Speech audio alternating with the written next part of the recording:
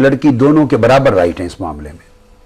مگر میں اس لیے آپ سے پوچھنا چاہ رہی ہوں ڈاکٹر صاحب بیکاز یہ وہ بنیادی سوال ہیں جو ہر لڑکی سوچتی ہے, اسے کہا بھی جاتا ہے گھروں میں, جواب نہیں ملتا, ہر کوئی کچھ اور ایک مختلف جواب دیتا ہے. تو جب کہا جاتا ہے کہ یہ تمہاری شادی لکھی ہوئی ہے, جس سے ہونی ہے اسی سے ہوئے گی, یہ لکھا ہوتا ہے کہ کس سے ہونی ہے؟ Because what I found out and I want to check یہ صحیح ہے کہ نہیں. فار ایگزامپل اگر 3 رشتے آئے ہوں, ان میں سے ایک بہت دین کے قریب ہے, ایک بہت دنیا کے اندر ان پارٹنگ فار ایگزامپل یا دنیا کے راستے اپناتا ہے, اور تیسرا ایک درمیانی روی کے اندر ہے. تو یہ میں نے سنا ہے کہ یہ آپ اللہ سے دعا کرو, یہ آپ کی اپنی کانشیس ڈیسیجن ہوتی ہے کہ آپ نے کس طرح کی زندگی گزارنی ہے, دین یو ڈیسائیڈ. سو یہ لکھا نہیں ہوتا جس طرح کہتے ہیں کہ جوڑے اوپر بنے ہیں. اچھا, یہ جو کنسپٹ ہے نا, میں اس سے ٹائم کے شارٹ ہونے کی وجہ سے اوائڈ کر رہا تھا, چونکہ آپ نے دوبارہ کر دیا.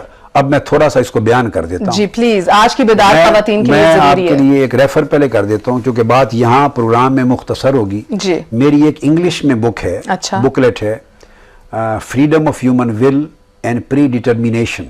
اوکے, اس کا نام ہے freedom of human will and pre determination.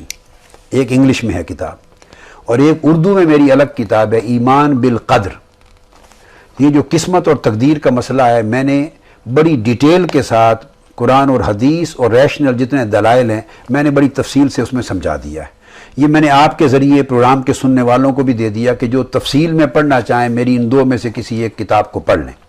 اب بریفلی میں عرض کر دیتا ہوں, بیان کرتا ہوں بیٹے کہ یہ لکھا ہوا یا قسمت میں ہے یا شادی کا میٹر یا کوئی وہ کیا ہے, ہر چیز لکھی ہوئی ہے.